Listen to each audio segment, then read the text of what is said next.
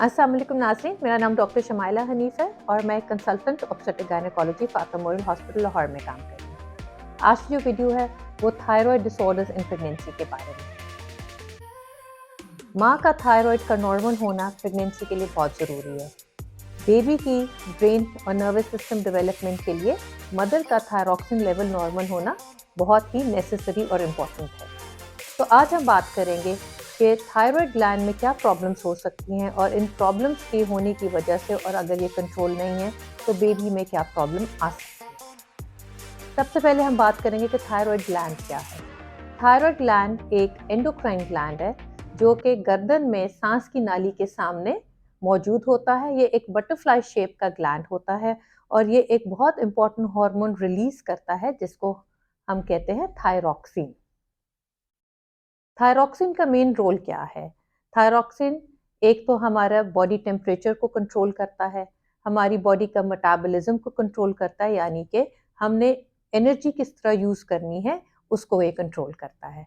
साथ में बॉडी के बाकी सिस्टम्स, खास तौर पे हार्ट का सिस्टम, नर्वस सिस्टम का नॉर्मल फंक्शन के लिए भी इंसान के अंदर थायरॉक्सिन का नॉर्मल मिकदार में होना बहुत ही ज़रूरी है। इसी तरह प्रेगनेंसी में मदर का थायरॉक्सिन लेवल नॉर्मल होना भी ज़रूरी है, बिकॉज बेबी की डेवलपमेंट, खास तौर पे बेबी की नर्वस सिस्टम के डेवलपमेंट के लिए मदर का थायरॉक्सिन इम्पॉर्टेंट है। बेबी प्रेगनेंसी के दौरान मदर से थायरॉक्सिन लेता है। फर्स्ट 3 मंथ्स में जो थायरॉक्सिन है वो आंवल के थ्रू बेबी तक पहुंचते हैं और बेबी के जो नॉर्मल सिस्टम्स डेवलप कर रहे होते हैं उसके लिए बहुत ही ज़रूरी है। बच्चे का अपना थायराइड 12 हफ्ते तक बनता है और उसमें थायरॉक्सिन सिक्रीट होती रहती है, पर थ्रू आउट प्रेगनेंसी इसके इसके बावजूद कि वो अपना थायरॉक्सिन भी बच्चा बना रहा है, मदर का थायरॉक्सिन बहुत ही ज़रूरी है बेबी की डेवलपमेंट के लिए। ह्यूमन के अंदर थायराइड के दो इम्पॉर्टेंट प्रॉब्लम्स या कॉमन प्रॉब्लम्स देखने में आए हैं। एक ये कि अगर थायराइड ग्लैंड स्लो काम कर रहा है, यानी कि उसमें थायरॉक्सिन कम मिकदार में सिक्रीट हो रही है, इसको हम कहते हैं हाइपोथायरॉयडिज्म। दूसरा, अगर थायराइड ग्लैंड ज़्यादा तेज़ काम कर रहा है, यानी कि ज़्यादा थायरॉक्सिन रिलीज कर रहा है, इसको हम कहते हैं हाइपरथायरॉयडिज्म। हाइपोथायरॉयडिज्म ज़्यादा कॉमन है और हमारे मुल्क में हाइपोथायरॉयडिज्म बहुत ही कॉमन देखने में आया है। हाइपोथायरॉयडिज्म के मुख्तलिफ सिम्टम्स हो सकते हैं, क्योंकि इसमें मेटाबॉलिज्म स्लो हो जाता है, वज़न ज़्यादा बढ़ जाता है, बाल गिर सकते हैं, लेग क्रैम्प्स हो सकते हैं और किसी भी चीज़ में कंसंट्रेट करने में प्रॉब्लम भी आ सकती है। प्रेगनेंसी में अगर मदर को हाइपोथायरॉयडिज्म है और वो कंट्रोल्ड नहीं है, तो उसमें प्रेगनेंसी में भी मुख्तलिफ कॉम्प्लिकेशंस देखने में आ सकती हैं, यानी कि मिसकैरेज, ब्लड प्रेशर का ज़्यादा होना, वक्त से पहले डिलीवरी हो जाना और बेबी की लो बर्थ वेट होना। जैसे कि पहले का बेबी का नर्वस सिस्टम की डेवलपमेंट के लिए मदर का थायरॉक्सिन लेवल नॉर्मल होना बहुत ही ज़रूरी है। तो अगर मदर का थायराइड कंट्रोल नहीं है, वो स्लो काम कर रहा है, तो बेबी का आईक्यू भी स्लो हो सकता है और पैदाइश के बाद बेबी के जो माइलस्टोन्स हैं वो भी डिलेड हो सकते हैं। इसी वजह से हम कहते हैं कि मदर को आपका थायराइड हमेशा नॉर्मल फंक्शन में और नॉर्मल लेवल पे होना चाहिए। अगर किसी को हाइपरथायरॉयडिज्म है, यानी कि उनका थायरॉक्सिन लेवल ज़्यादा है, तो उसमें मेटाबॉलिज्म बहुत तेज़ हो जाता है। जो उसके और सिम्पटम्स ये हैं कि किसी भी इंसान को अगर हाइपरथायरॉयडिज्म है, तो उनका वेट लॉस हो जाता है, वो ज़्यादा वेट गेन नहीं कर सकते।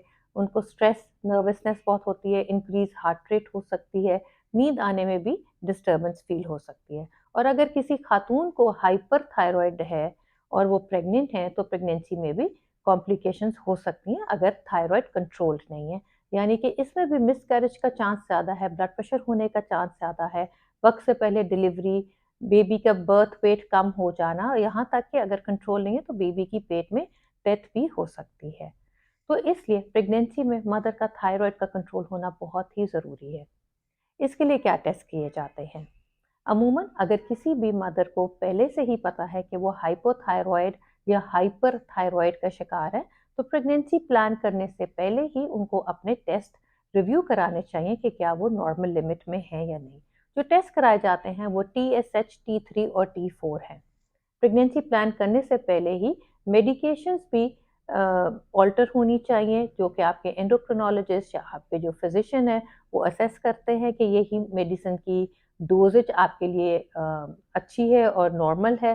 जैसे आपका थायराइड नॉर्मल है तभी आप प्रेगनेंसी प्लान करें, क्योंकि हमारे मुल्क में थायराइड एक बहुत कॉमन डिसऑर्डर देखा गया है, ख़ासतौर पे हाइपोथायराइडिज्म। तो ये रिकमेंड किया जाता है कि जब भी आप प्रेगनेंसी प्लान करें तो आप प्री प्रेगनेंसी काउंसलिंग ज़रूर होनी चाहिए, जिसमें आप अपने डॉक्टर के पास जाते हैं ताकि आपके बेसिक रूटीन स्क्रीनिंग टेस्ट करा सके, जिसमें से एक टेस्ट TSH का भी है जो कि थायराइड की वैल्यू को असेस करता है, ताकि प्रेगनेंसी ठहरने से पहले ही इस चीज़ की तशखीस हो सके कि आपका थायराइड कहीं एबनॉर्मली फंक्शन तो नहीं कर रहा, ताकि उसको टाइमली ट्रीट किया जा सके।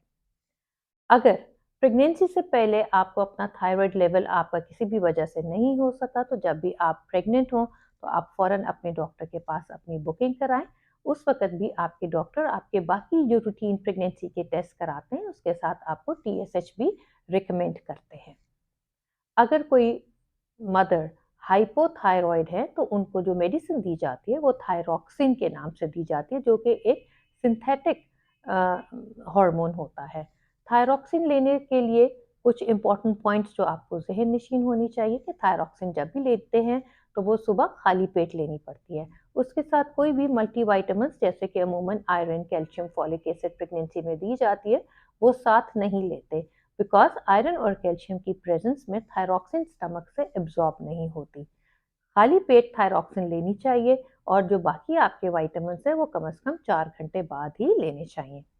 जब आपकी डॉक्टर आपको थायरॉक्सिन शुरू करते हैं तो ऑब्वियसली उन्होंने फॉलो अप पे ये भी देखना होता है कि आपके लिए इस डोज जो भी आपको स्टार्ट की है वो आपके लिए सही है या नहीं। इसलिए आपका हर 4 से 6 हफ्ते तक TSH, T3, T4 के टेस्ट करवाए जाते हैं।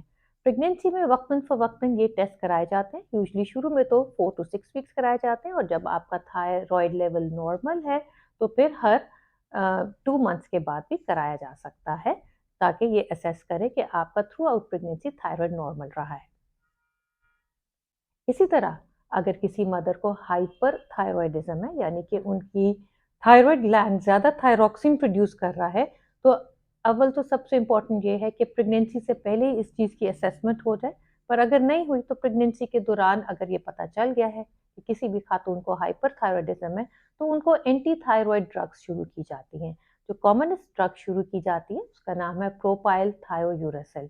इसके लेने से आपकी थायरॉक्सिन की प्रोडक्शन जो है वो कम हो जाती है और आपका TSH, T3, T4 बिल्कुल नॉर्मल हो जाता है। आखिर में मैं एक बात दोबारा एम्फेसाइज करना चाहूँ, थायराइड डिसऑर्डर्स इन प्रेगनेंसी काफ़ी कॉमन प्रॉब्लम है, खासतौर पे हमारे मुल्क में हाइपोथायरॉयडिज्म कॉमनली देखा गया है। बेस्ट ये है कि जब भी आप प्रेगनेंसी प्लान कर रहे हैं तो उससे पहले प्री प्रेगनेंसी असेसमेंट के लिए आपको अपने डॉक्टर के पास जाना चाहिए, जिसमें से जो आपके डॉक्टर हैं आपको TSH का टेस्ट भी एडवाइस करेंगे, ताकि आपकी किसी किस्म की एबनॉर्मेलिटी टाइमली एड्रेस हो सके। अगर प्री प्रेगनेंसी काउंसलिंग या चेकअप आपका मिस हो गया है तो प्रेगनेंसी के दौरान आप अपने डॉक्टर के पास जाएंगे तो वो आपका थायराइड का टेस्ट करवाएंगे और उसको ट्रीट करेंगे अगर आपका टेस्ट में कोई एबनॉर्मेलिटी देखने में आई है। अगर माँ का थायराइड लेवल नॉर्मल है, जो कि दवाई से नॉर्मल किया गया है, तो उस वक्त उसके बाद बेबी की डेवलपमेंट बिल्कुल ही नॉर्मल होती है और किसी किस्म की कॉम्प्लिकेशन या पेचीदगी के चांस बहुत ही कम हो जाते हैं। मैं उम्मीद करती हूँ कि आपको ये वीडियो पसंद आई है। अगर आप पसंद करते हैं तो इसको लाइक करें, शेयर करें और सब्सक्राइब करें। अपना बहुत सारा ख्याल रखें, खुश रहें। अल्लाह हाफ़िज़।